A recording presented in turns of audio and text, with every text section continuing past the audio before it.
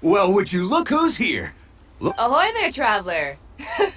So Captain really did invite you to join the homecoming celebration. Hey, I heard that you took care of another crisis while you were in Inazuma. Are the rumors true? That's what I heard, too. Thanks to you, Inazuma's Vision Hunt decree was finally put to an end. Well done, traveler.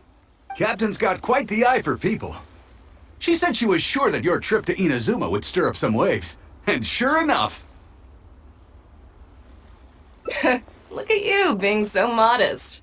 We all know what you did to protect Liyue Harbor. I've heard that they tell stories about you in Mondstadt, too. The honorary knight. Pretty impressive.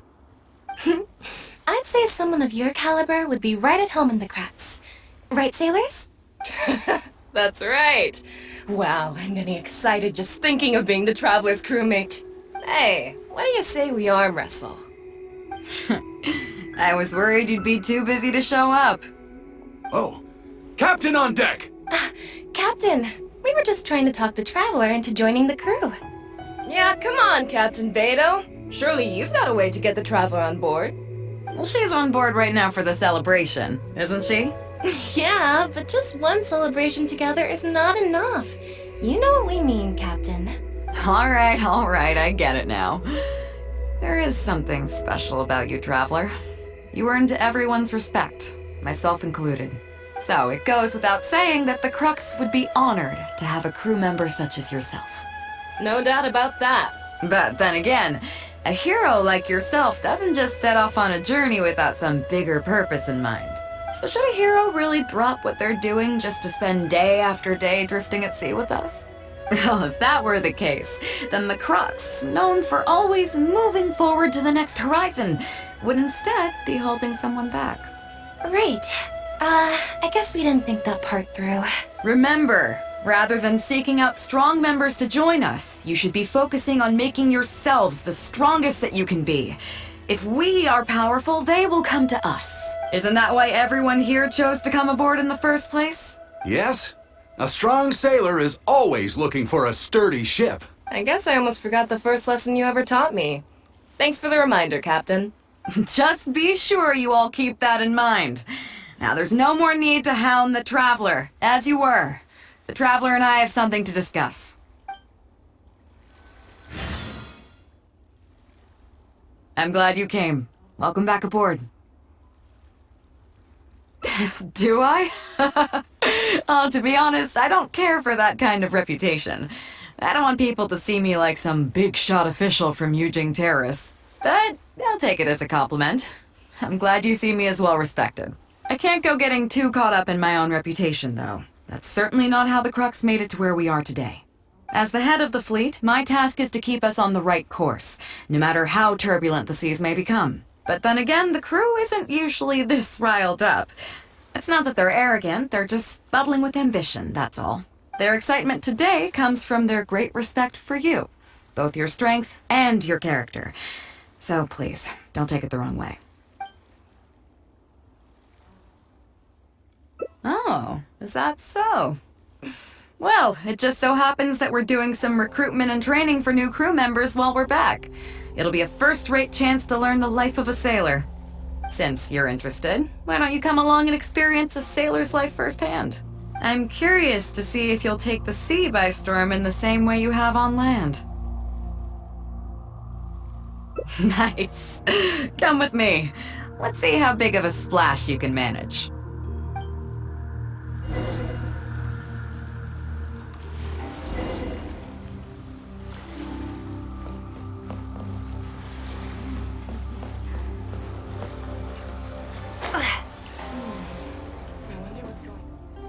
Chief Mate Juza's breaking in the newcomers, but I think we can spare you the tedium of that.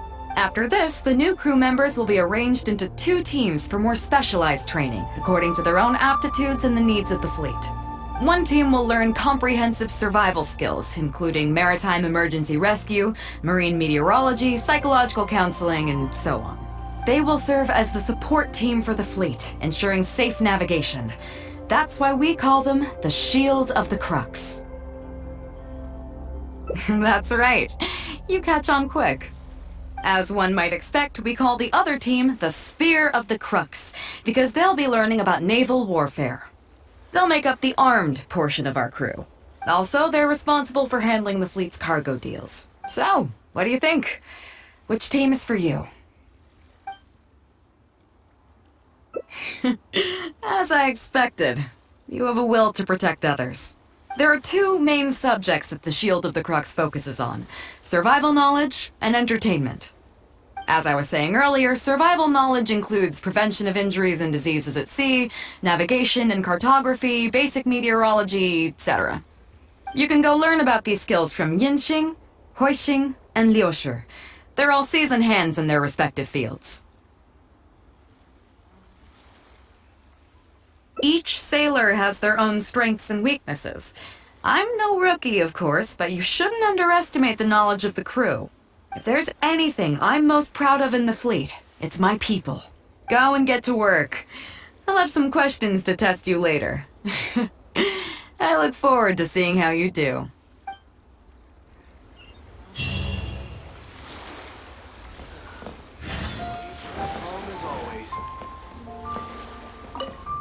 Hello, traveler. I'm Yinxing, the Crux's surgeon at sea. Whenever a sailor has a health problem, they come to me. I deal with it all, from seasickness and common colds to amputations and everything in between. Oh, I presume the captain arranged this, correct? All right then, let's begin. But first of all, let me ask you this. What do you think is the biggest danger that all new crew members face? That can certainly be a problem at sea, but it's not the biggest danger. The most dangerous thing for a newcomer is to underestimate the dangers of life at sea. I have seen many new crew members who see themselves as young and fighting fit and have no regard for safety. They think that since they are tough enough to look after themselves on land, they'll be fine at sea as well. Those are the ones that always end up in the sick bay. Everyone should know that being a sailor, especially on a long voyage, is a brutal job in an unforgiving environment. We have to face malnutrition when we're short on supplies, all kinds of injuries and diseases that the harsh ocean weather can bring, and even the psychological problems that can arise due to isolation and the lack of entertainment. To make things worse, the lack of medication and treatment options at sea can result in even minor health problems becoming serious, or even fatal.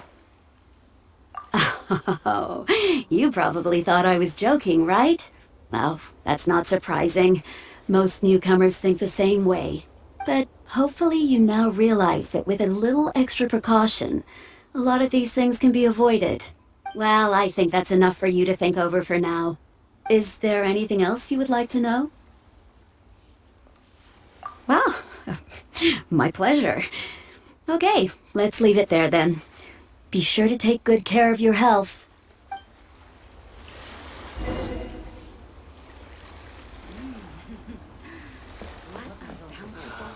The waves are as calm as always.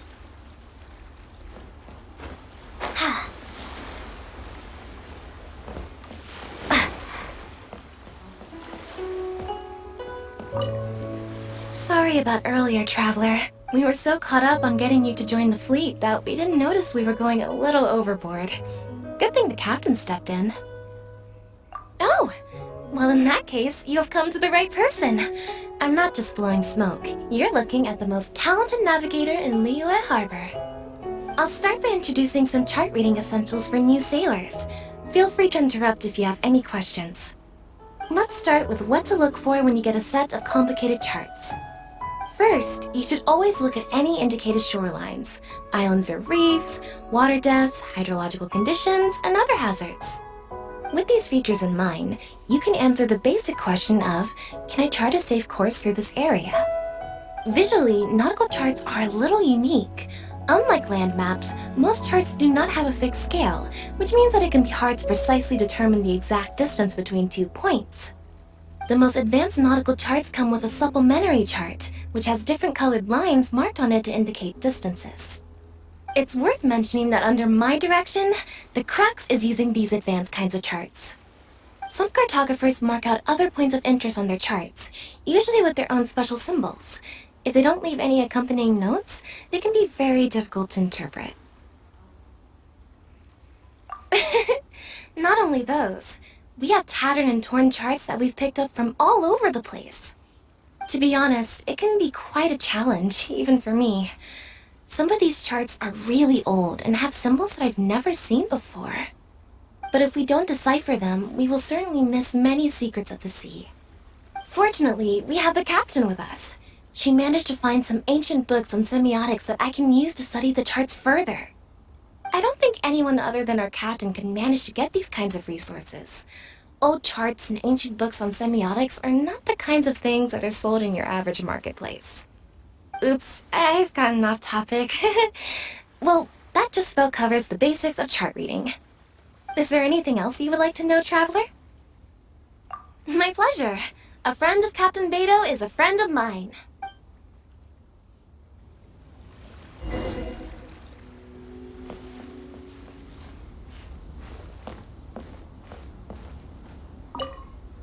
Hello, Traveler. Are you here to learn about marine meteorology? In my line of work, I've got to have a pair of sharp eyes. I saw the captain showing you around the training grounds, and then you went to see Yingxing and Huixing, so I figured that she probably wants you to get to know the life of a crew member. Okay, let's get started. First, I'll introduce you to the basics of meteorology. Marine meteorology basically means keeping tabs on the weather as well as other ocean phenomena, so things like sea fog, storm surges, water spouts, and so on. These are all potential threats to safe navigation. Luckily, whatever weather might be coming up, there's always some kind of sign that gives it away in advance. Take water spouts, for example. They're caused by high-speed rotating winds on the surface of the ocean. They can engulf large ships and do immense damage. But if you know that water spouts can only form in an environment with high temperature, high humidity, and large clouds, then you can be well prepared. You will be even more alert if you also know that the presence of winds blowing in opposite directions, with a significant difference in speed, is a direct precursor to the formation of water spouts. And most importantly, if you spot a small white vortex emerging from the clouds, you should immediately notify the crew to steer clear of what's ahead. So there you go. Those are the warning signs of water spouts. I am proud to say that over the years, I haven't let a single one sneak up on my watch. Well, I'm good at reading the sea, but I'm not as good as the captain when it comes to reading people. Do you know the small fishing village next to Wangshu Inn? I heard that when Captain was a kid, she worked there fishing with the adults. Later, she made her way to the harbor where she struggled to make a living. Managing to survive in an environment like that as a kid is solid proof of the captain's capabilities. If it wasn't for her, I never would have dreamed of taking this job. She gave me confidence and told me I could do it. You may not have heard, but I'm best known outside the Crux fleet for a slightly infamous story involving me, third round knockout, and a few too many. Who would ever have thought that the rookie sailor who fell drunk into the sea and became a laughingstock among their now former crewmates would then go on to become a lookout for the Crux? But it's the unbelievable truth. It proves that having skills alone is not enough. You need someone like the captain who is a good judge of character. Find me anytime if you want to know more.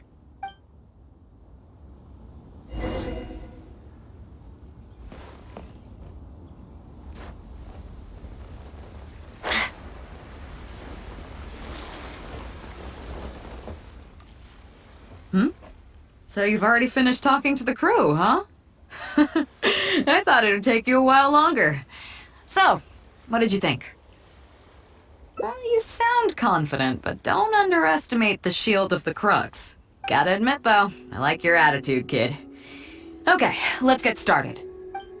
First of all, life on the sea isn't always plain sailing. Injuries and illnesses happen all the time. But what is the single biggest danger facing crew members? Is that your final answer? Alright, on to the second question. As you've just learned, the fleet plots its route using nautical charts. The charts used by the Crux have additional charts attached. The supplementary chart has lots of lines in various colors for added reference. what is the purpose of these lines? Okay, interesting. Now, last question. On longer voyages, we have to be especially careful to avoid certain weather hazards that pose a threat to the integrity of the ship and the lives of the crew. For example, waterspouts. So my question is, how can we reliably predict waterspouts so we can avoid them?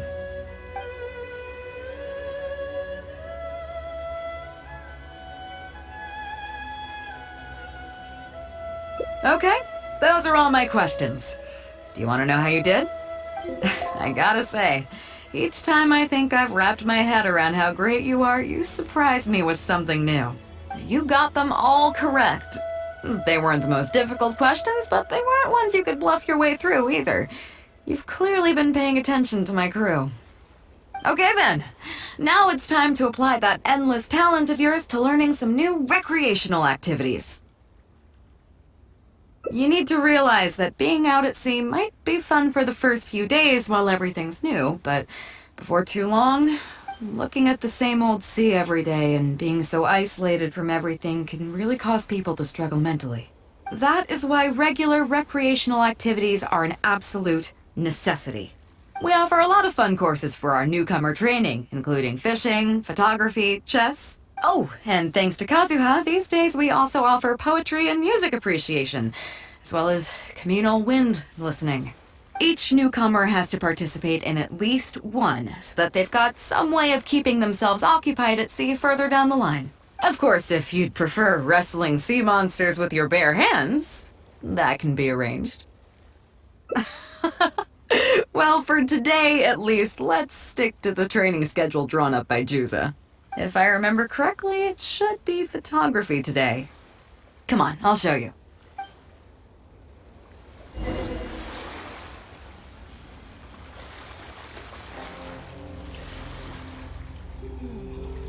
wonder what's going on up there.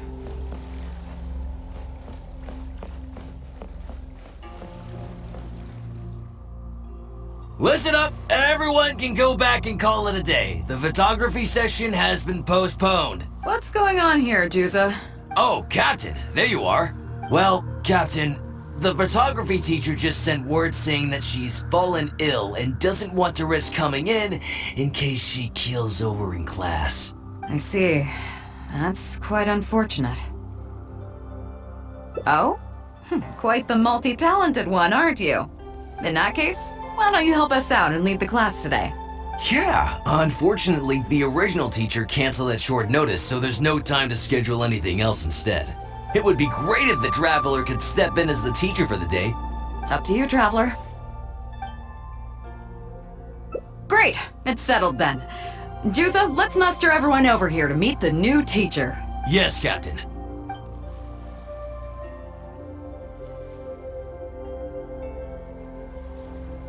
Okay, that's 1, 2, 3. That should be everyone. Take it away, Traveler. Oh yeah? What's that? Fair enough. It seems like you already have someone in mind. So, who will it be?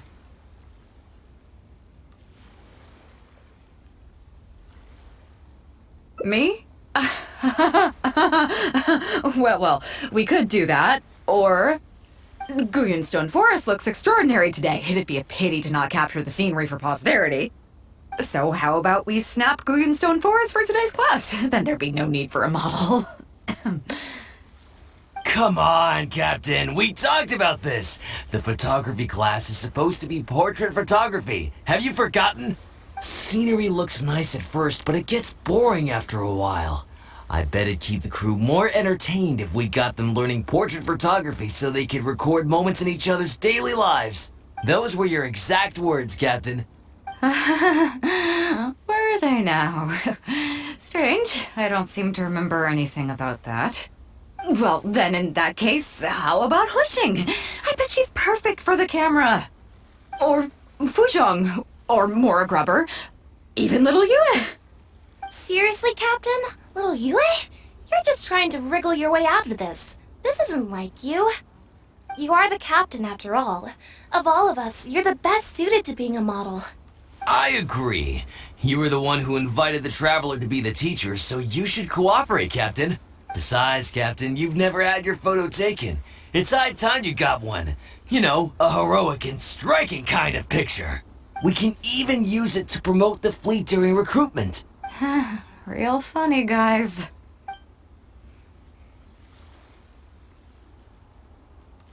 Well, if you say so. I'm not one to spoil the fun. So, what do I do now, Traveler? Like this? You're kidding, right? I've never had my photo taken before, but something this simple shouldn't be a challenge for me. It must be the lighting or something. You've got it wrong. I never said that.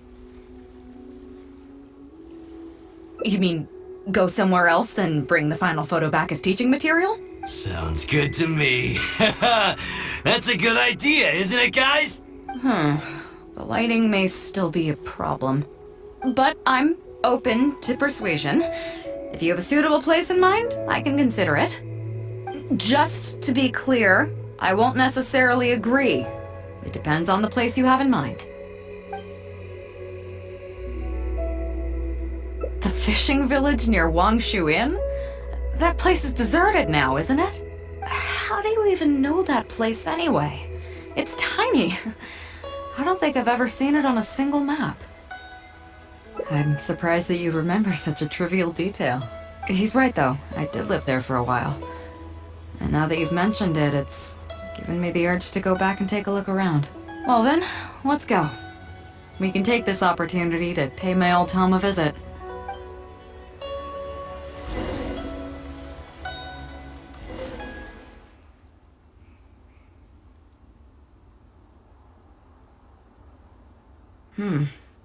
It's certainly seen better days. It was never that impressive, but at least back in the day, it was a lively village and home to several families.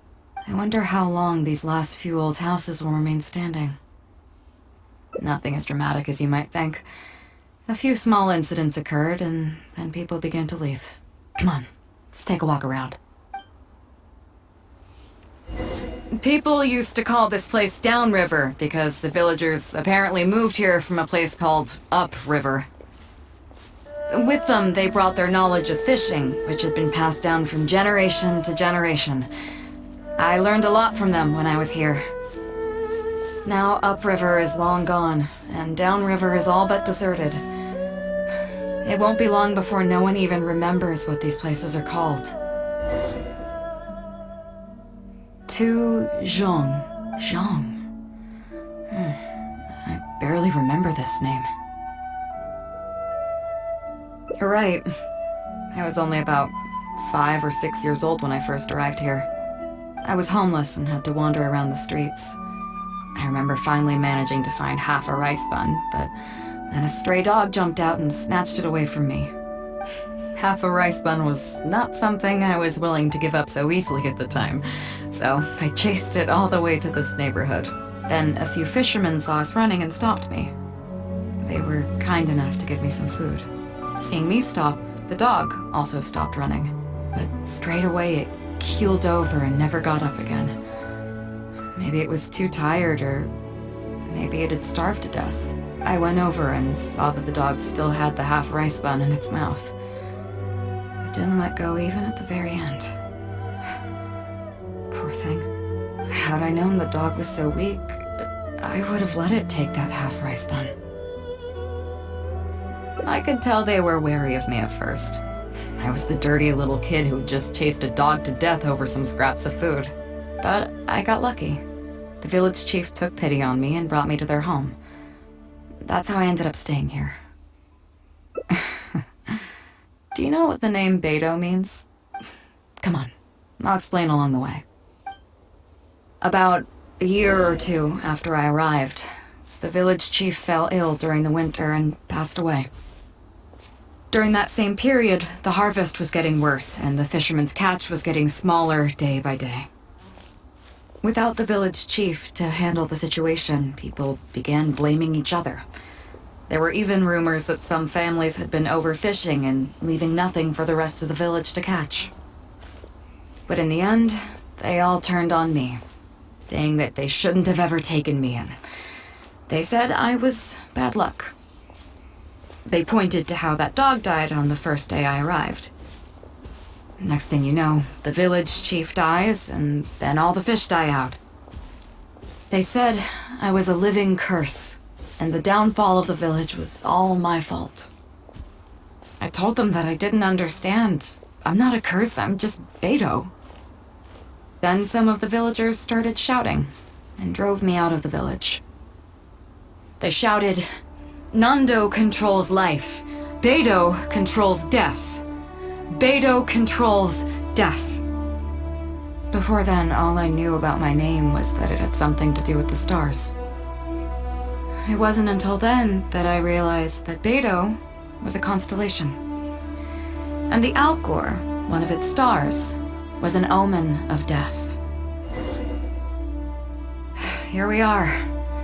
This is the old house of the village chief. I bet he never expected that the little girl he took in would grow up to be seen as a curse that brought about the village's total destruction. What do you mean? Is that all? And let me guess, you got to Inazuma and the Electro-Archon's Gnosis was taken as well?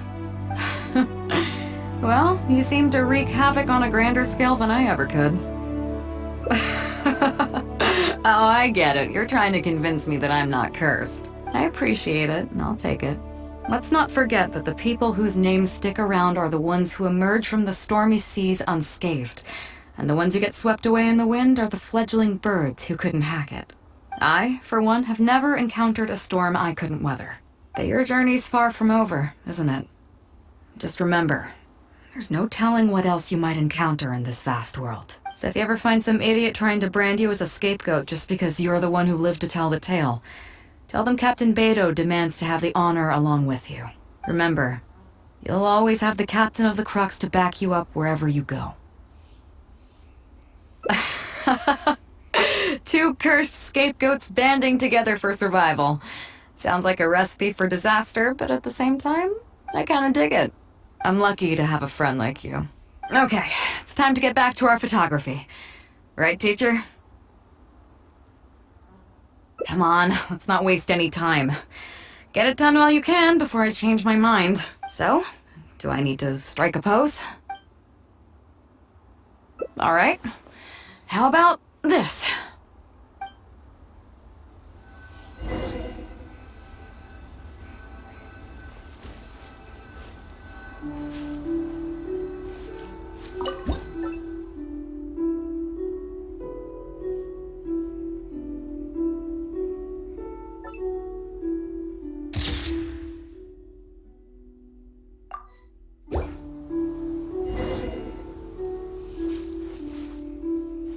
So, is it done yet? Please don't tell me that it looks weird. Show me. Yeah, sure, whatever. Now give it here.